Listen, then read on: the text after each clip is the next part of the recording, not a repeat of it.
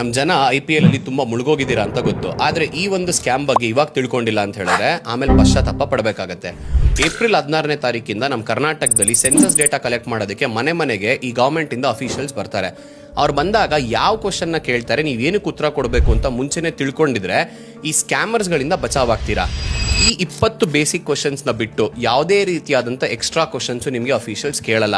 In case ಯಾರಾದರೂ ಬಂದು ನಾವು ಗೌರ್ಮೆಂಟ್ ಅಫಿಷಿಯಲ್ಸ್ ಅವರು ಸೆನ್ಸಸ್ ಡೇಟಾ ಕಲೆಕ್ಟ್ ಮಾಡ್ತಾ ಇದ್ದೀವಿ, ನಿಮ್ಮ ಫೋನ್ ನಂಬರ್ ಕೊಡಿ, ನಿಮ್ಮ ಆಧಾರ್ ನಂಬರ್ ಕೊಡಿ, ನಿಮ್ಮ ಪ್ಯಾನ್ ಕಾಪಿ ಕೊಡಿ, ನಿಮ್ದೊಂದು ಫೋಟೋ ಕೊಡಿ, ಅಥವಾ ಈ ಲಿಂಕ್ನ ಕ್ಲಿಕ್ ಮಾಡಿ ನಿಮ್ಮ ಫೋನ್ಗೆ ಒಂದು OTP ಬರುತ್ತೆ, ಆ OTPನ ಶೇರ್ ಮಾಡಿ ಅಂತ ಹೇಳಿದ್ರೆ ಫಸ್ಟು 112 ಫೋನ್ ಮಾಡಿ ಪೊಲೀಸಿಗೆ ಹಿಡ್ಕೊಡಿ.